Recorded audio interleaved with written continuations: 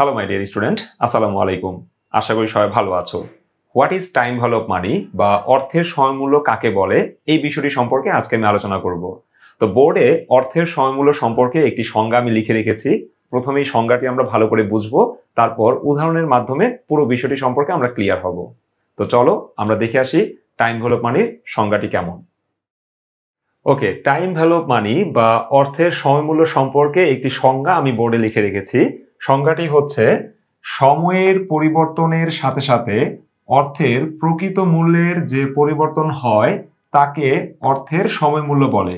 অর্থাৎ সময় পরিবর্তন হবে, সাথে সাথে অর্থের প্রকৃত মূল্যেরও পরিবর্তন হবে। সময়ের পরিবর্তনের সাথে সাথে অর্থের প্রকৃত মূল্যের যে পরিবর্তন হয় বা যতটুকু পরিবর্তন হয় তাকেই অর্থের সময়মূল্য বলা হয়।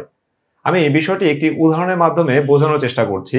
আমি তোমাকে দুইটি অফার দিলাম, আজকে আমি তোমাকে 100 টাকা দিব অথবা 1 বছর পর আমি তোমাকে 100 টাকা দিব।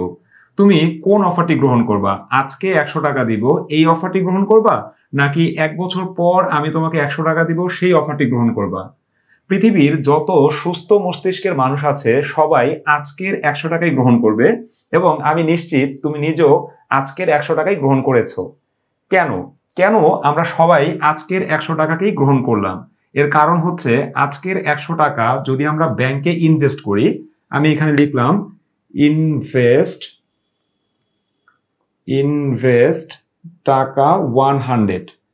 আমি আজকে 100 টাকা যদি ব্যাংকে ইনভেস্ট করি, ব্যাংক যদি আমাকে বার্ষিক 10% ইন্টারেস্ট দেয়, তাহলে আজকের 100 টাকা 1 বছর পর হয়ে যাবে কত? 110 টাকা। আমি যদি আজকে ব্যাংকে 100 টাকা ডিপোজিট করি, আজকে ডিপোজিট করা মানে হচ্ছে সময়টা 0।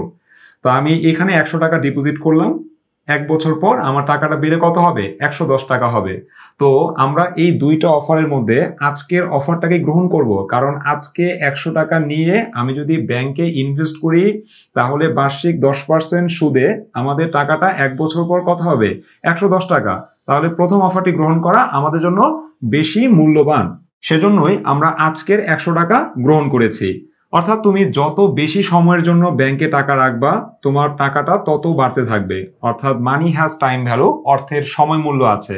আমি যদি অর্থটাকে 1 বছরের জন্য জমা করি, আমার কাছে যে অর্থটা আছে 100 টাকা, এই 100 টাকা যদি আমি 1 বছরের জন্য জমা রাখি, তাহলে ব্যাংক যদি আমাকে 10% সুদ দেয়, তাহলে আমার টাকাটা বেড়ে কত হবে? 1 বছর পর 110 টাকা হবে।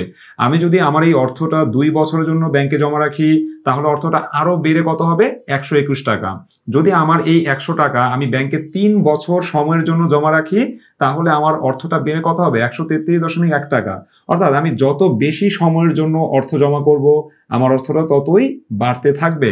সো আমরা বলতেই পারি যে মানি হ্যাজ টাইম ভ্যালু, অর্থের সময় মূল্য আছে। তাহলে যত বেশি সময় তুমি ব্যাংকে টাকা রাখবা তোমার অর্থটা ততই বাড়তে থাকবে। কারণটা কি? কারণ ইন্টারেস্ট অর্থকে আমাদের এই যে ইন্টারেস্ট রেটটা আছে, ইন্টারেস্ট রেট আমাদের অর্থকে সময়ের একটা মূল্য দেয়।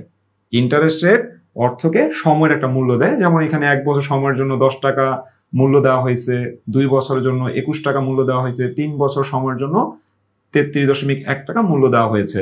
তো আমরা বুঝতেই পারছি যে অর্থের সময় মূল্য আছে। এখন অর্থের পরিবর্তে আমি যদি ব্যাংকে ধরো 1 প্যাকেট বিরিয়ানি রাখলাম, তাহলে কি আমাদের 1 প্যাকেট বিরিয়ানি 1 বছর পর 2 প্যাকেট বিরিয়ানি হবে? কখনোই না, কারণ biryani has no time value, বিরিয়ানির কিন্তু সময় মূল্য নাই। বাট আমি যদি এখানে অর্থ রাখি তাহলে সেই অর্থটা কিন্তু 1 বছর পর বেড়ে যাবে, 2 বছর পর আরেকটু বাড়বে, 3 বছর পর আরেকটু বাড়বে। তাহলে আমরা নিশ্চিতভাবে বলতে পারি অর্থের সময় মূল্য আছে। তাহলে আমরা যদি সামারাইজ করি যে অর্থের সময়মূল্য বিষয়টা কি, তাহলে বিষয়টা দ্বারা এরকম যে অর্থের সময়মূল্য হচ্ছে একটি ধারণা। অর্থের সময়মূল্য হচ্ছে একটি ধারণা যা তোমাকে সাজেস্ট করে আজকের 100 টাকা ভবিষ্যতের 100 টাকার চেয়ে বেশি মূল্যবান। কি বললাম? টাইম ভ্যালু অফ মানি বা অর্থের সময়মূল্য হচ্ছে একটি ধারণা যা তোমাকে সাজেস্ট করে আজকের 100 টাকা ভবিষ্যতের 100 টাকার চেয়ে বেশি মূল্যবান। অর্থের সময়মূল্য সম্পর্কে শ্রীবাস্তব অ্যান্ড মিশ্র খুবই চমৎকার একটি সংজ্ঞা দিয়েছেন। সংজ্ঞাটি শুনতে যাচ্ছ? সংজ্ঞাটি হচ্ছে the difference in the value of money at present and in future is refer to as time value of money. অর্থাৎ বর্তমান ও ভবিষ্যৎ অর্থের মূল্যের যে পার্থক্য তাকেই অর্থের সময়মূল্য বলা হয়। এখানে বর্তমান মূল্য হচ্ছে 100 টাকা, ভবিষ্যৎ মূল্য হচ্ছে 110 টাকা, তাহলে বর্তমান ও ভবিষ্যৎ অর্থের মূল্যের মধ্যে পার্থক্য কত? মূল্যের মধ্যে পার্থক্য হচ্ছে 10 টাকা। সো এই 10 টাকাকেই বলা হবে অর্থের সময় মূল্য। 100 টাকার সাপেক্ষে আমরা দেখতে পাচ্ছি এই 1 বছর সময়ের মূল্য কত? 10 টাকা। আশা করি টাইম ভ্যালু অফ মানি বা অর্থের সময় মূল্য বিষয়টা কি এটা তোমরা ক্লিয়ারলি বুঝতে পেরেছো। আজকের মতো এই পর্যন্তই ছিল। আজকের মতো আমি বিদায় নিচ্ছি। সবাই ভালো থেকো। আল্লাহ হাফেজ। আসসালামু আলাইকুম।